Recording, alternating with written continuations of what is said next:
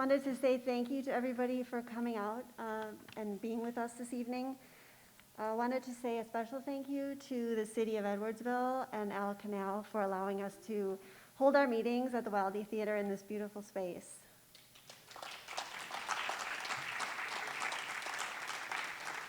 And I'd also like to thank the Edwardsville SIUE Community Destination Group, Carrie Harvent from the library, excuse me, and Joel Hardman from SIUE are both in that group, and they've been instrumental in helping us secure the speakers for this event. So I wanted to say a special thank you to them.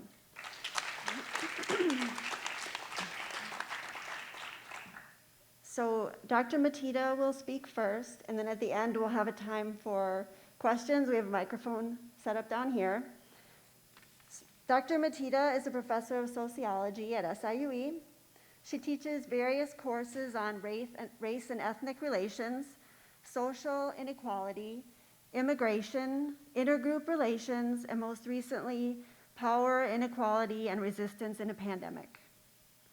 In addition to teaching, Dr. Maätita works to promote sustained conversations and action toward ending racism, sexism, xenophobia, heterosexism, and transphobia.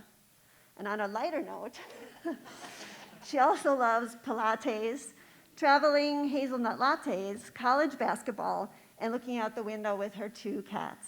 Let's welcome Dr. Maätita.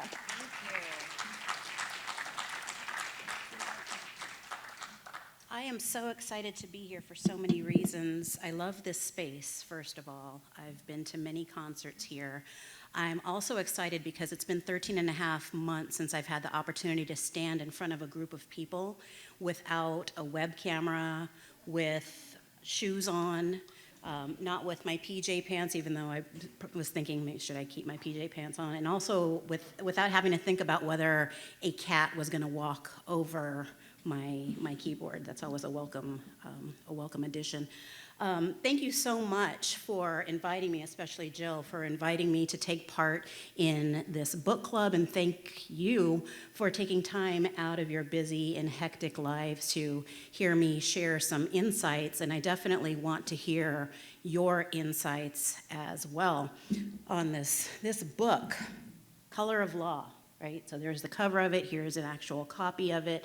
When I found out about this book club, I had just finished talking about it in my graduate seminar on intergroup relations, and this is a graduate elective that I offer in the department every other spring or so. And every time I teach the class, every time I'm designing the class, there are a couple of things that take place. Number one, I look for books that I want to read. What's going to entertain me? I don't care about the students. What's going to entertain me? Is there a book that I haven't had the time to read? Is there a book that one of my colleagues or one of my friends has come out with that and I want to support them? In choosing the books, I think about something that would really hold my interest. And then as I'm making my semifinal and my final decisions on the book list, I think about the common threads or the common themes, the questions that connect all of these readings with one another. The very first time that I offered this class, was the spring of 2004, and that was my very first spring at SIUE. I was still brand new out of graduate school, hadn't completely unpacked from that big move, and I end up in Edwardsville, and they say, hey, teach this graduate course. And as I was trying to figure out the reading list, trying to decide on the reading list, I had decided on books that included Asian American Dreams by Helen Zia, which is a historical treatise of racism against certain Asian American groups. It included Nickeled and Dimed by Barbara Ehrenreich, where she goes as the undercover reporter to try to figure out the effects of the welfare reform on the working class. And it also included Mitch Dunier's Sidewalk, about street vendors in New York City. You're probably thinking, what exactly do all of these readings and the other ones that I couldn't remember, what do they all have in common? And the prevailing question, the common theme that connected all of these books with one another was the question of what it means to be American. This is a question that has been important to me for as long as I can remember. Just a little bit of a history of who I am and how I got here. I am the child of immigrants. My father was an immigrant from Indonesia. My mother was an immigrant from Mexico. I don't know how those two worlds collided, but they collided 3 times to create me and my 2 brothers. So the question of American identity has always been central to how I looked at the world around me, how I questioned the world around me. But the question of Americanness took a slightly different tone when I walked into my class. I was a graduate student in 2001, and I was teaching a class, and I walked into my class on September 12th, 2001, and I remember looking at my students' faces. They were devastated, they were confused, they were scared, they were experiencing a whole host of emotions that I too was experiencing. And I remember thinking, I do not have the ability to lead them in a discussion, to help them make sense of this stuff. What the hell am I gonna say to these students? And I just remember them looking at me and asking so plaintively, why did they hate us? So the question of American identity definitely took a different tone after my students that semester posed the question. So when I got to SIUE, we were just a few short years removed from the tragic events of September 11th. Every time I teach this class, the issue, the question of American identity is still prevalent, but I tweak it. Right? There are other issues, there are other themes that become a little bit more significant. This time around, I decided that I wanted to focus on the issue of narratives. And you're probably thinking, what's a sociology professor doing talking about narratives? I'm not an English professor, and I see a couple of my English brethren here. I'm not a literary critic. I'm not a playwright. By training, I am a symbolic interactionist, and I'm not going to go into super detail about what that means, but symbolic interactionists are interested in the relationship between individuals and the society that they collectively construct and maintain and build together. We're also very much interested in notions of the self. How do we see ourselves? How do we see ourselves in relation to other people? And a central assumption to what the self looks like is this idea that the self relies on a narrative. The self relies on stories and accounts of our experiences, accounts of our relationships. I see Richard Rothstein's book, this book here that I've read a few times now. This book is, and I know that you've all read it, it's eye-opening, it's insightful, and if I can be completely honest with you, it's also infuriating, right? But I see it as a matter of narratives. What Rothstein is doing, to me, is he's talking about prominent hegemonic narratives, and he's trying to add more to the narratives to get us to think about how the narratives that many of us continue to hold on to are way more complicated than we are led to believe. Moreover, he's providing counter-narratives for how we understand different arrangements in US cities. So I sat down and I thought about some of these narratives. Some of these narratives he does talk about specifically, but some of these he kind of hits on it, but I think that they are central to the work that he's doing. Let me see if I do this the correct way. Nope. There. I don't know how well you can see this, but I'm not going to talk tonight about all of these narratives, but I'll be more than happy to entertain any questions or insights you have about them. And these are certainly not the only themes that came up as I was reading the book.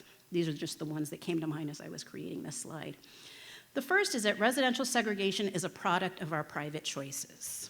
We privately make decisions to self-segregate. We want to be with people who are like us.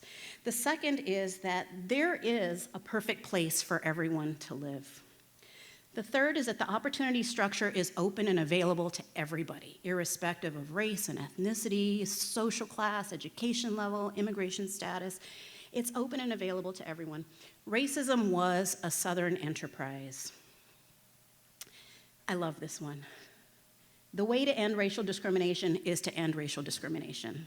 And that's a paraphrase from Chief Justice John Roberts that Rothstein kind of attacks.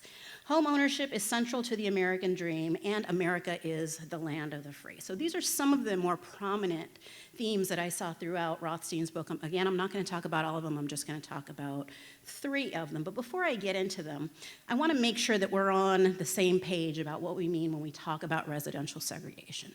Residential segregation refers to the concentration of different groups of people into different neighborhoods.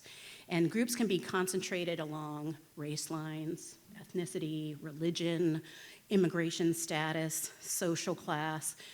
Rothstein focuses on race and social class, especially race, as the point of segregation. Racial segregation is measured in a number of ways, and I'm not going to get into a big methodological or philosophical or debate about the different ways to measure, but one of the primary ways is to talk about what's called the Segregation Index. And as I was looking at some of the research on the Segregation Index, there were people saying things like, no, St. Louis is not that segregated. If we look at this measure, the integrated block measure, we see that St. Louis is one of the more integrated metropolitan regions in the United States. Again, I'm not going to get into a debate about what that is. But even if we might not have a common understanding of what residential segregation is, we have at some level an understanding that it exists, even if we don't know what it is.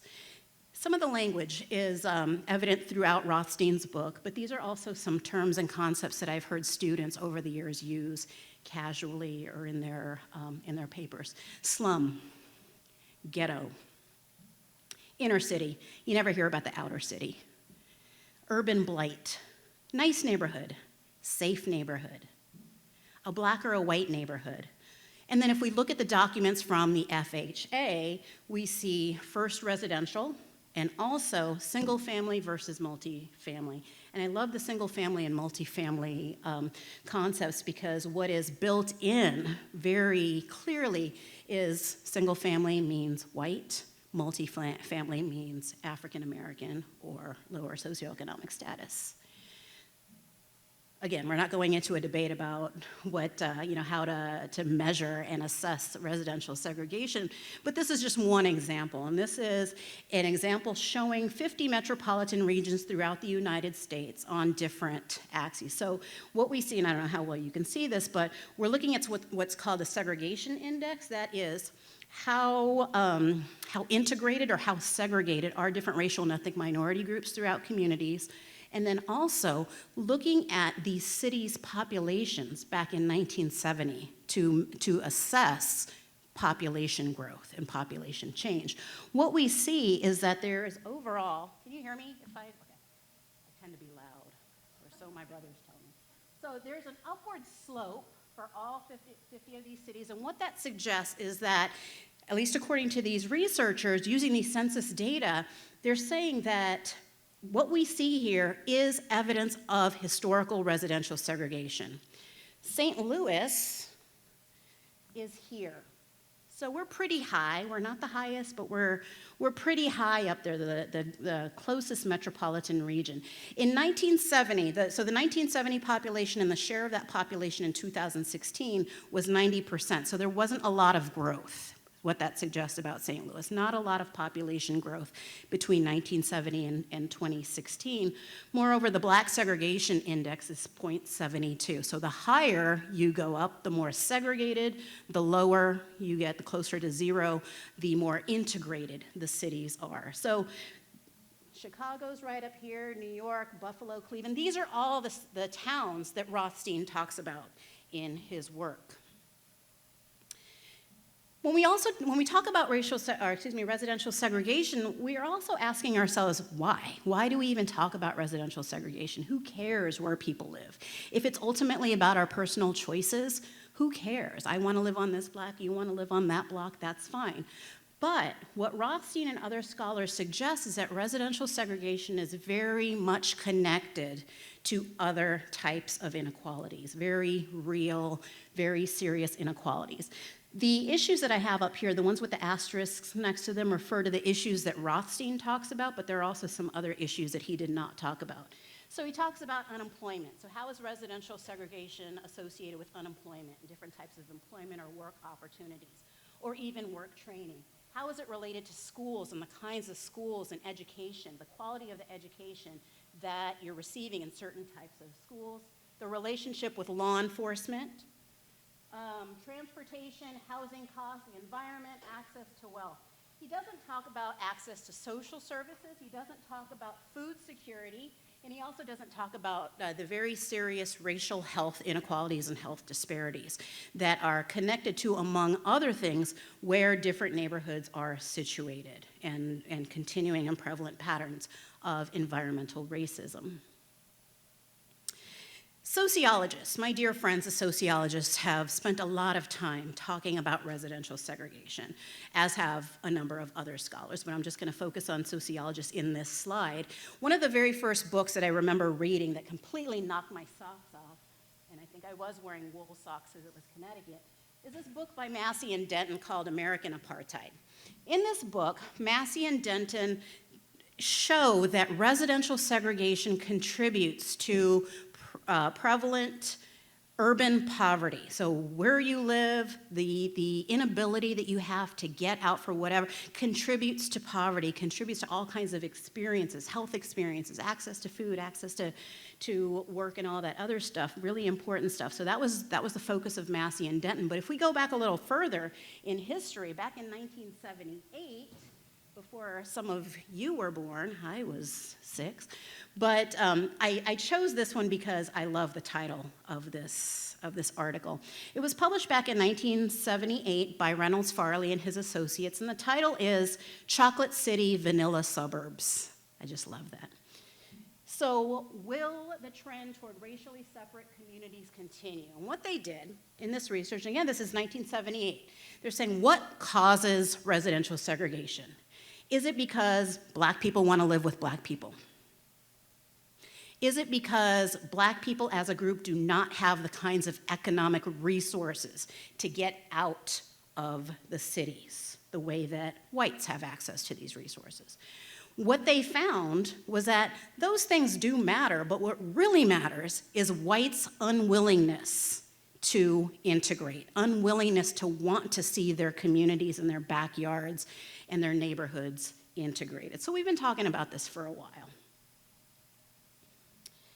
That leads me to the first narrative that I want to talk about. The first narrative is residential segregation is a product of our private choices.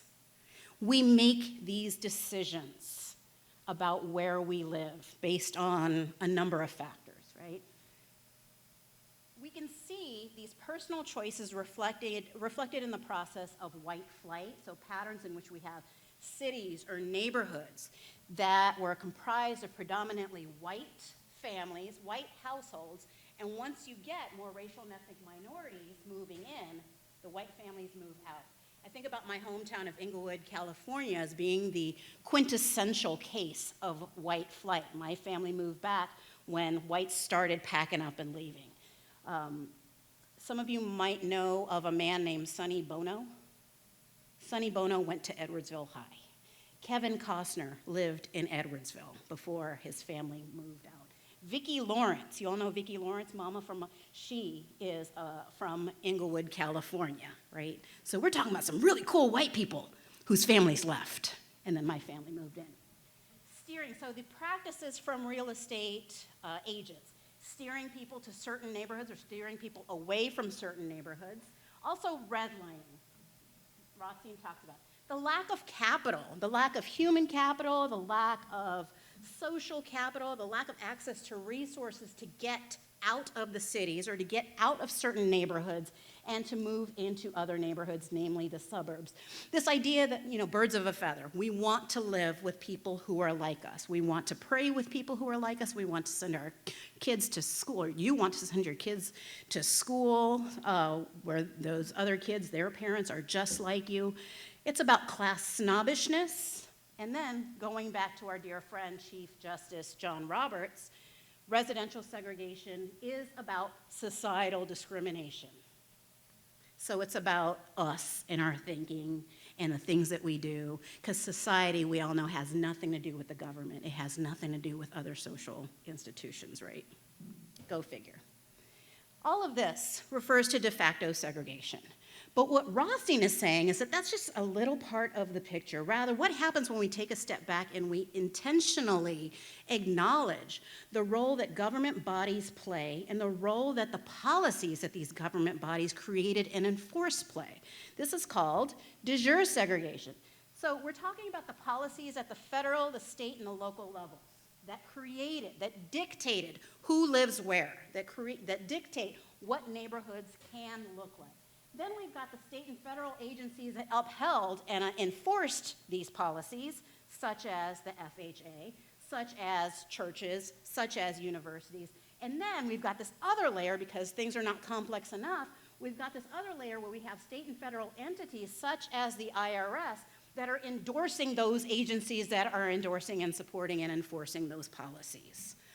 It's very complex, it's very deep, it's in a lot of ways quite obvious, yet it's not something that has become part of that dominant and hegemonic narrative. Back in 1964, the Edwardsville Intelligencer did a series on the Negro community in Edwardsville. These are some quotes from 2 different days. This is in September of 1964. One day, I think it was the first day of the series, they talked about a man named Arthur L. Grant, who, and these are direct quotes from the newspaper, a Negro community consultant for Southern Illinois University. When he got the job, his family wanted to move to Edwardsville. He called real estate agents and he said, I need a place to live. Show me around. And they said, sure, we will sell to a black man, no problem. But they took him to certain neighborhoods. They showed him certain houses that he did not. He and his family didn't want to live in those neighborhoods. And he said, let's go look there. No, you don't want to do that. What he was told was that real estate agents told him that Grandview, and that's where he wanted to move, Grandview was not ready for a Negro. Some of you, do any of you live in or near Grandview? Oh, you. Then there's a quote from C.C. Jones, who is the principal of Lincoln School, the black elementary school in town. And I'll talk a little bit more about Lincoln School and one of the many Lincoln schools. But he said, and I love this quote so much, he said that Negroes in the know are for open occupancy. They want to live wherever they want to, wherever they can. Negroes do not necessarily want to move. They just want the freedom to move where they desire. So they want freedom. They want choice. They don't want real estate agents saying, no, you don't want to live there. No, we're not ready for you. A couple of days later, there was another article, same series, about, again, the quote-unquote Negro community. And they started off by talking about pools, public pools in Roxana and Wood River. They start this article by saying, if you are a white man in Edwardsville, and you go to either Wood River or to Roxana to go in the pools, even though only people who live in the city, only people who live in these tax districts have access, you can get in. If you are a black person from Edwardsville or from Wood River or from Roxana, you cannot live there. So irrespective of whether you live in or outside of the tax district, you cannot get in. Since few, if any, Negroes live in Roxana and Wood River, pool authorities know any Negro is not entitled to enjoy the water, and I love this part, whether there is prejudice behind the situation is almost impossible to prove. We don't know what's going on, tee-hee. And then, colored people are deeply sensitive to not being wanted in numerous places and often will pass by a park, restaurant, or church because they are afraid they will start trouble or be embarrassed. They're afraid that they're going to start trouble because you never know when that happens. You never know. As a result, Negroes tend to be clannish. This is the Edwardsville Intelligencer. They also include a map of Edwardsville, and I love this map for a number of reasons. This blue star is where we are right now. This is the Wildey, and it indicates 6 different areas around Edwardsville, 5 of which are black neighborhoods. And this is the language from the Intelligencer. So we've got this neighborhood up here, Klein, Highland, Winona, then what they call the Negro District on West Union, not far from where I live. They talk about a segregated spot down here. So here's Grandview. We talked about Grandview a little while ago. Off of Marine, east of town, there's an enclave out here that you can't see that well because of the copy. Off of Isherwood, I guess this is behind RP Lumber, they refer to this as the acknowledged slum. And then integrated housing is here along Schwartz. So this is again back in 1964. How do we justify segregation?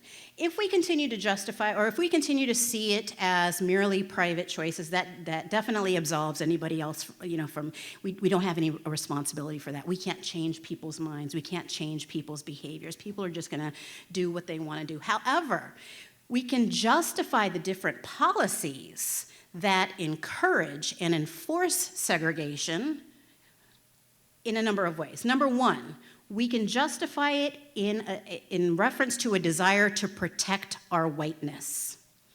Here's a quote from Milton Daschle, who was responsible for writing the first zoning ordinance, and this was in Baltimore in the early 1900s. This is from Rothstein's book, and he said, Daschle is quoted as writing, "Ordinarily, the Negro loves to gather to himself, for he is very gregarious and sociable in his nature. But those who have risen somewhat above their fellows appear to have an intense desire to leave them behind, to disown them, as it were, and get as close to the company of white people as circumstances will permit them." We can't let that happen. Therefore, we have to justify, we have to create these different policies and regulations that restrict African American families from moving to the block, African American families from living in the neighborhood. Another prominent justification concerns property values. There goes the neighborhood, right?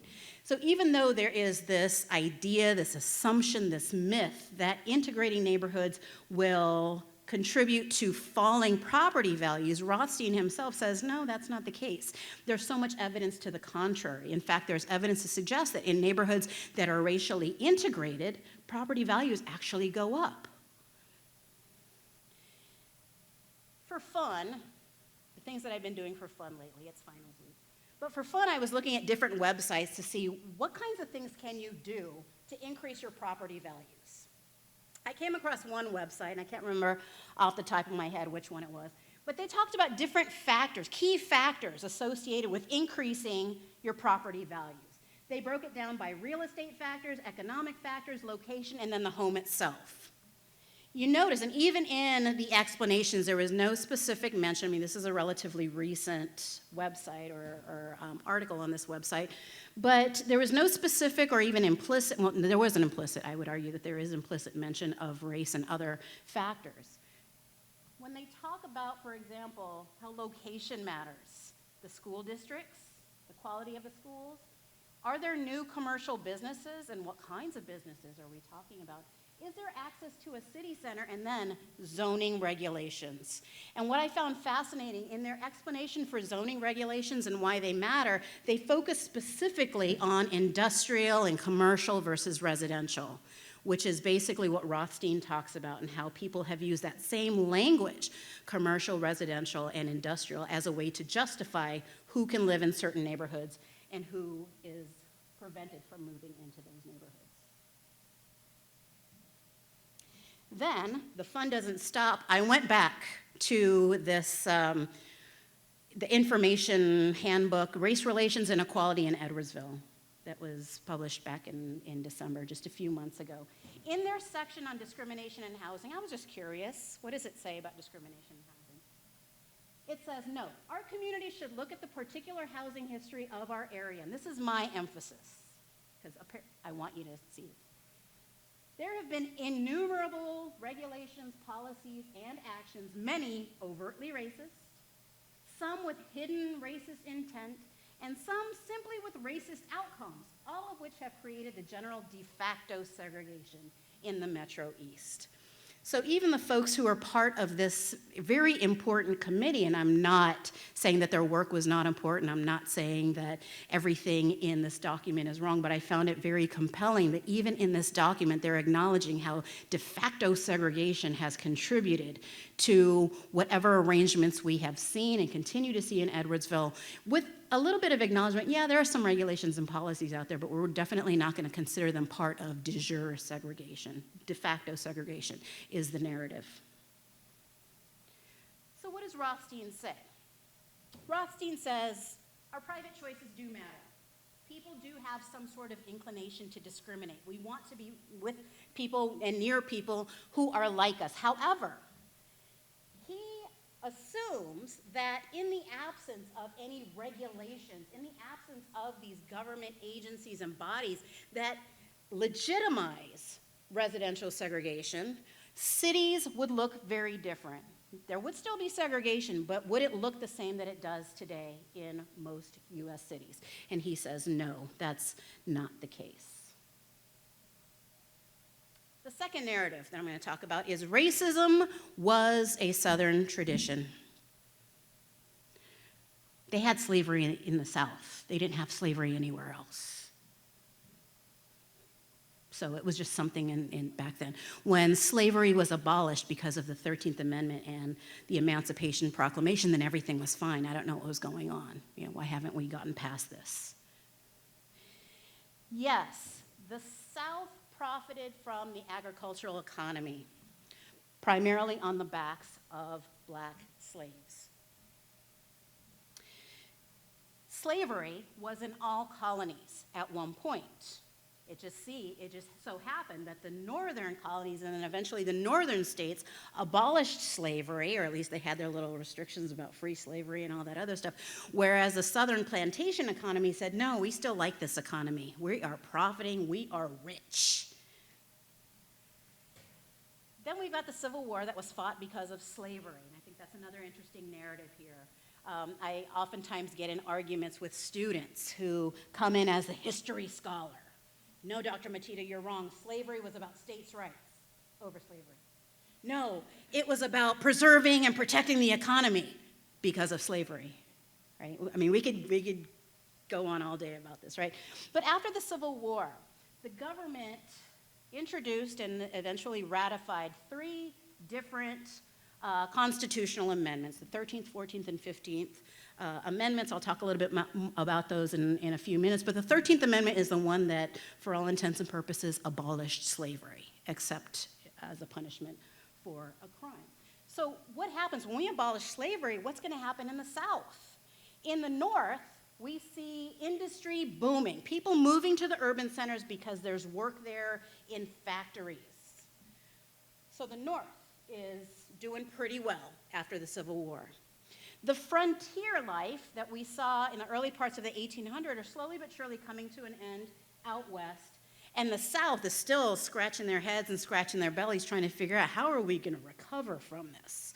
So one of the things that they do as a way of addressing any issues and concerns, economic concerns, because of the abolition of slavery was, well, let's create a different system. Let's create the system of sharecropping. Speaking kind of tangentially about another narrative, when we think about African Americans, especially in the South after the Civil War, and into the 1900s, there's this narrative of poverty, of trauma, not to suggest that that didn't happen. What we're starting to see, and I'm going to plug one of my pals here, Monica White, who is a sociologist up at the University of Wisconsin. She taught here at SIUE for a while. She, a couple of years ago, had a fabulous book published called Freedom Farmers, which I suggest and I recommend to any and all of you. But it's about how African Americans who intentionally chose to stay in the South, or those who could not move for whatever reason, who stayed in the South, yet they become farmers. And they do so and establish this amazing community and network of resilient farmers and educators, and you know, they establish schools and other types of social services. And so it's this really beautiful moment of resilience. So yeah, we can focus on the trauma, but at the same time, what happens when we focus on the trauma is we're completely ignoring the fact that there are these really important, meaningful networks and communities that were doing their thing, doing some amazing, amazing stuff. So read Freedom Farmers. I don't get a cut from any book that she sells, so unfortunately.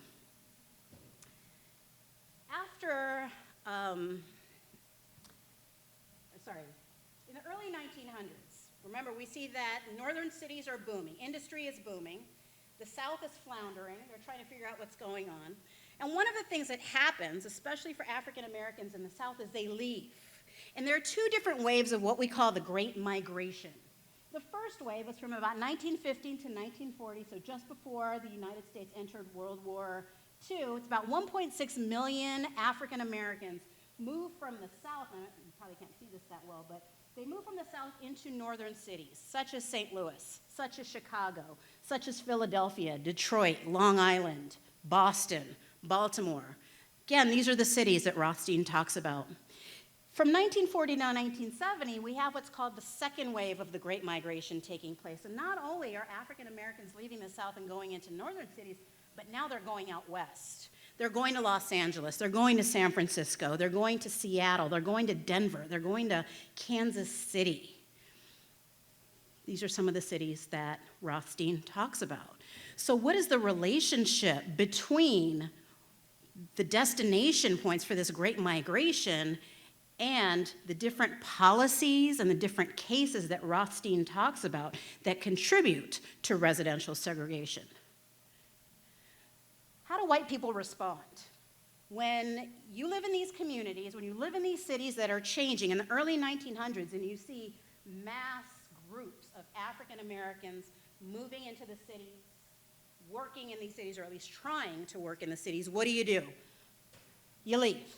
That's one thing you can do, white flight. More recently, there's this process of exurbanization, where so we've got people moving from the cities to the suburbs, the newly developing suburbs, especially after World War II, newly developing suburbs such as Edwardsville. But now we've got these other areas outside of the suburbs called the exurbs. And people are now moving out of the exurbs because they don't like the suburbs for whatever reason. And there's a lot of racially coded language around the justifications for moving to the exurbs. Sundown towns. Some of you may be familiar with the research. James Lowen, another sociologist who back in 2005 had a book called Sundown Towns published. He's originally from Illinois, and he was interested in these towns. So if you don't know what a sundown town is, it's basically a town that has some sort of ordinance that says that African Americans can work here, but you cannot live here and you cannot be within the city or the town limits after a certain time, when the sun goes down at 5 o'clock, at 6 o'clock. In a lot of towns, and when I have conversations with my students about that, they will say, in my hometown, we did have a little bell in the middle of town, and it would ring at 5 o'clock or 6 o'clock. Isn't that interesting? So when Lowen was doing this research, he thought, he's gonna find tons of sundown towns throughout the South. He's from Illinois. He thought, I'll find a few in Illinois. No, he found 507 sundown towns in Illinois. Most of the sundown towns that he found were outside of the South. One of the interesting, I saw him speak at SIUE a few years ago, is he would go and he would look at the law books, he would look at the town ordinances, and most of the towns still had it in their books. Even though if they didn't practice it, they might have still rang a bell at 6 o'clock every day. But so he was working on actively getting these towns in Illinois and in other places to actually take that policy, take that ordinance off the books.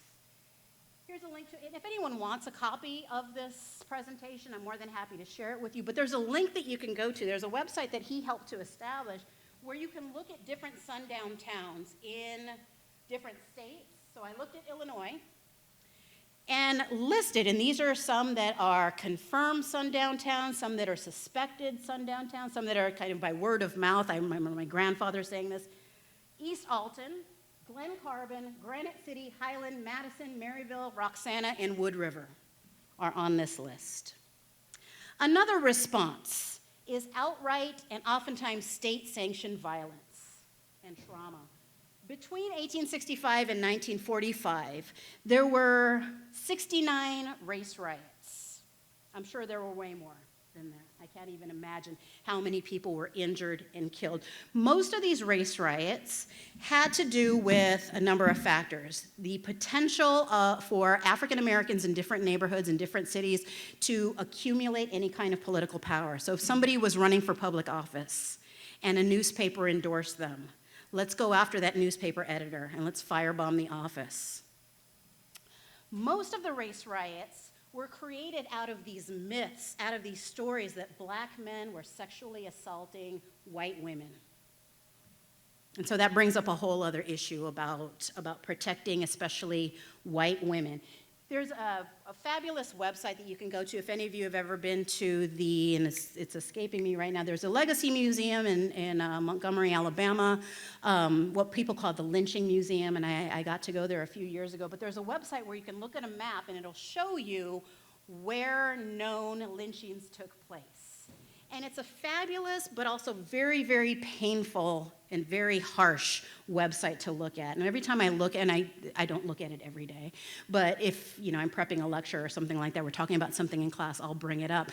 And I have to constantly remind my students that we're talking about reported lynchings. For example, there were something like 6 lynchings in St. Louis reported. Nothing that I saw in Madison County, but there are maybe 2 reported in Belleville. Again, it's a very, very small number. We're talking about reported.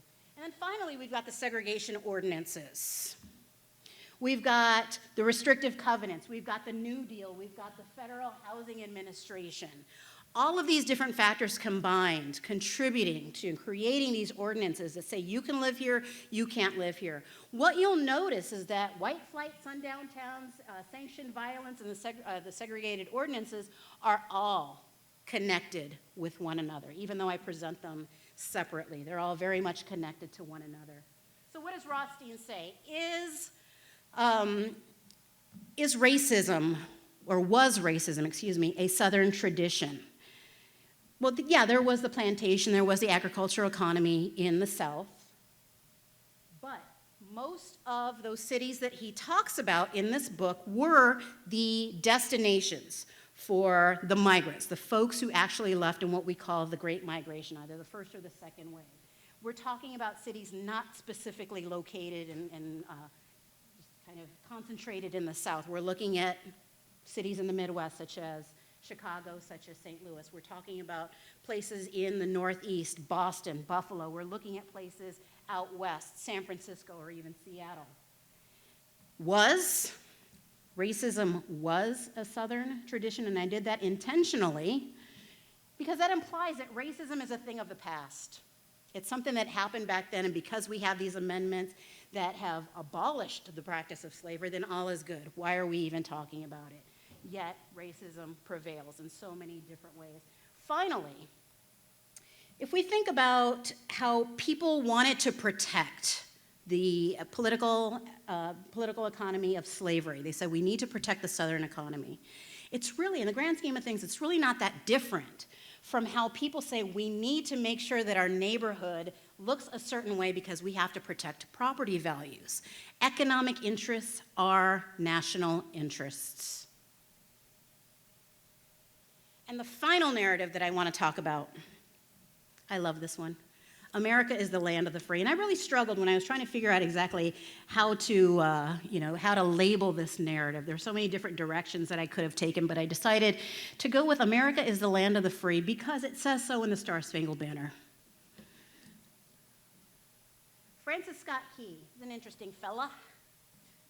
He's on this ship and he looks out the window. There's a battle. He looks out the window and he sees the torn flag and he writes this poem that after a few years becomes our national anthem.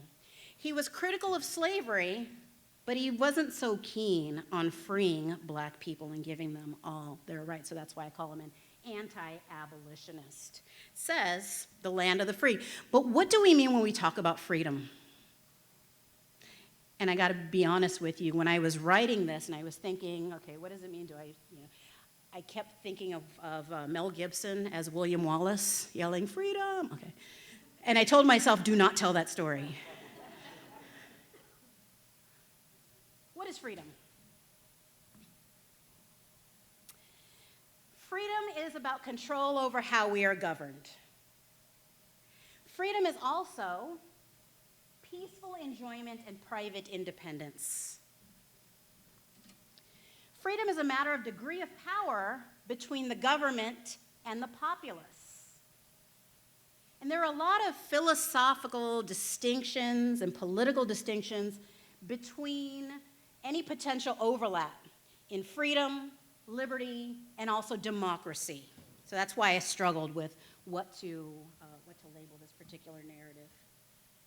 And the way that I'm using it is as you know, kind of to recognize that freedom, democracy, liberty, all of these concepts, all of these values are very much connected to one another. Regardless of what you think it means to be free, do we all have equal access to and entitlements to privacy, to peace, to control? And I think that this is one of the really, for me, one of the really important messages of Rothstein's book, where he talks at length about how we are essentially not upholding our constitutional duty, how the Supreme Court is not upholding their constitutional duty, how the federal government is not upholding their constitutional obligation to protect everybody equally. The Fifth Amendment. We're not going to go into super in-depth into all these amendments, but the amendment here basically says the government has to treat everybody equally on paper. The 13th Amendment, did it abolish slavery? For those of you who've seen Ava DuVernay's fabulous documentary, 13, I love that there's a little 13 with the asterisk. It said that, yeah, to a certain degree, the 13th Amendment did abolish slavery, but she focuses on except as a punishment. So except as a punishment, open the door for different government and legitimized agencies to use practices such as sharecropping, and now we've got mass incarceration of black and brown bodies. So it's the end of chattel slavery, except as a form of punishment. And then this part here, Section 2, Congress shall have power to enforce this article by appropriate legislation. What do we mean by appropriate legislation? Rothstein also talks about how Congress is supposed to pass laws to eradicate the so-called badges and incidents of slavery. But there's not a lot of clarity over what we mean when we talk about these badges of slavery. The 14th Amendment, that one has 45 different sections. But there's a lot going on in this first section here. All persons born or naturalized in the United States are, so basically, you're a citizen if you're born in the United States, but you're a citizen of the United States and a citizen of the state in which you live. So it's a really important citizenship clause. But should all state laws be applied to all citizens? What are the legal benefits of citizenship? That's not clear in this amendment. We go down here, we see that there's something about equal protection of the laws. As citizens, we're guaranteed, we have a right to equal protection under the law. But, and it has been read into the Fifth Amendment to prevent the federal government from discriminating. But we know that that hasn't really changed much. And then also there's a clause about privileges and immunities. When we talk about privileges and immunities, are we talking about state laws or are we talking about federal laws? What are we talking about? And I also include the 15th Amendment, not just because it was another important amendment that came on the tails of the Civil War, but oftentimes people misinterpret this amendment to suggest that, well, now the 14th Amendment has given African Americans the status of citizens. That means that they can now vote. No, it did not grant African American men the right to vote, but what it said was that states cannot discriminate on the basis of race. We can discriminate. It says you can't discriminate on the basis of race, color, or previous condition of servitude. But did your grandfather vote? No, you can't vote. Can you pay this tax? No, you can't vote. Can you read this passage of the Bible? No, you can't vote. I'm not discriminating against you on the basis of race or whether you were a slave, but I have developed other ways to discriminate and to prevent you from practicing any kind, exercising your political power and your political voice. More about freedom. Illinois, this wonderful state that we're all in right now, the place that I have called home since 2003, historically was a free state. But what does that mean? So I did a little investigating today. I did a little history lesson. Slavery was allowed in the Northwest Territory back in 1720, but it was prohibited in 1787 with the Northwest Territory Ordinance. In 1809, the Illinois Territory was created, and who becomes a territorial government or governor? Somebody else assigns this guy, and this guy says, nah, I'm good. So this dude steps in, Ninian Edwards. Maybe some of you have heard of this guy. He's been in the news, local news lately. His legacy, I should say, has been in the news. In 1813, legislation prevents free blacks from moving into Illinois. So we're a free state, but you can't move here. Illinois becomes a state in 1818, the same year that Edwardsville is incorporated. In 1819, the state is a year old, Edwardsville is a year old, and the state government, the state legislature introduces and passes legislation that restricts the rights of free people of color who live in the territory. In 1874, the legislation requires schools in Illinois to integrate. In 1877, remember I said I was going to talk about Lincoln School in Edwardsville? Lincoln School opens in Edwardsville, the black elementary school. So the legislation said that not only do, wait, how can I phrase this? So schools have to be integrated, right? You cannot have a separate black school. You cannot have a separate white school, even though so many cities, including Edwardsville, completely ignored what the legislation was all about. So I was reading about folks in Alton and how there were different segregated schools in Alton. Lincoln School was another school. There was another school called Lincoln School in Collinsville that started. You see there's a theme here in the 1800s. They love Lincoln. These were schools, elementary schools for black students, and there certainly were a number of families, African-American families, that protested. And the courts were really, really savvy, and so they typically sided with the families, but they only allowed the kids in those families to go to the white schools. They didn't allow all black kids in certain neighborhoods. They said, okay, so if you're gonna, try to sue, then okay, we're gonna do that.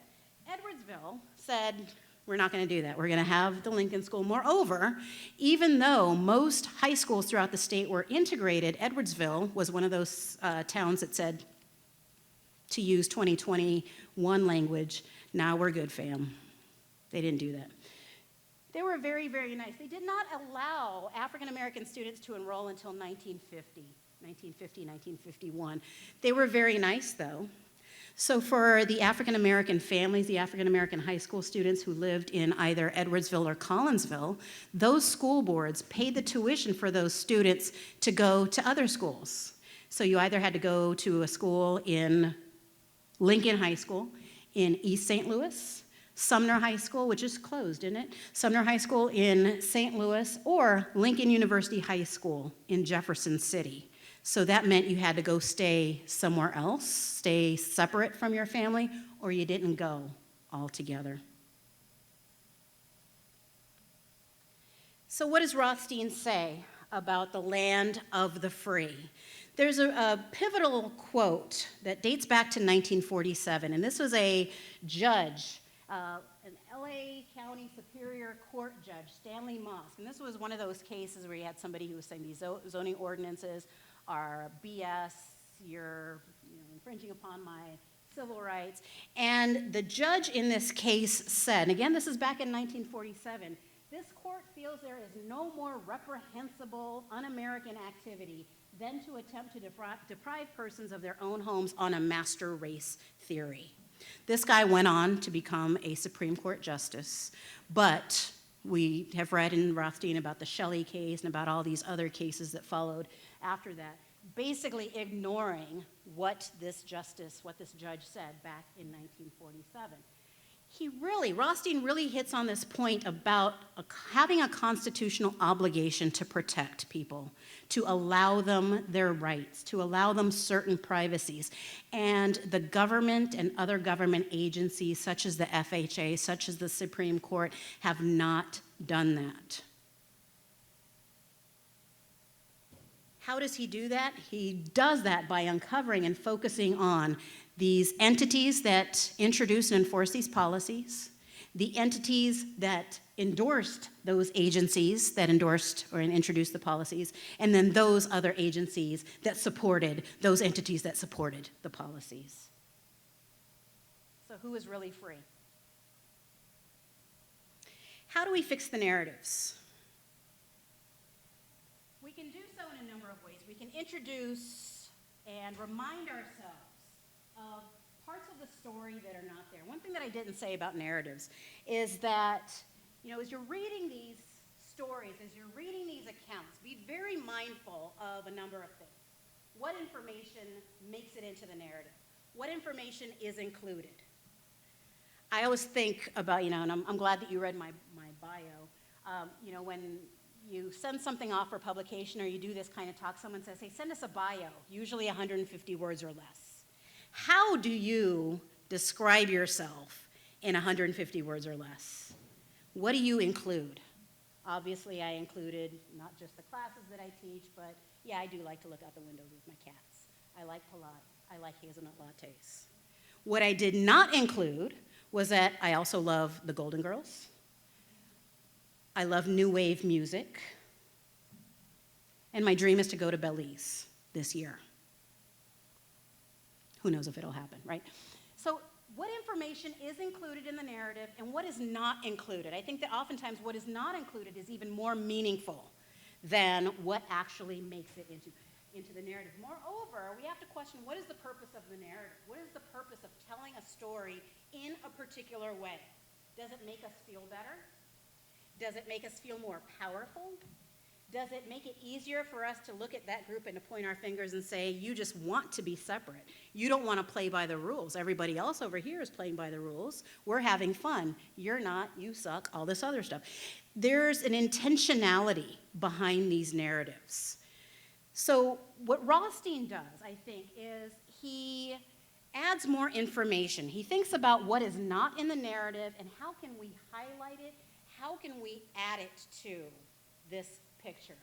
How can we add the big elephant in the room that has the banner on it that says Jure Segregation? We walk into the room and we say, that's a cute elephant. Look at that, it's eating peanuts. But do we really think about the implication? Do we really think about the significance of de jure segregation when it comes to residential segregation? And Rothstein says, no, that's not the case. Moreover, he talks about how there are so many different people, so many groups of people who suffer when we tell the narratives the way that we tell those narratives. Not only do African Americans suffer, but white people suffer, children suffer, workers suffer, great community members. Everybody suffers in some way, shape, or form when we continue to not only segregate and abide by these policies, but when we continue to tell these stories that say that it's about private choice as opposed to these very real and very important structural and institutional factors.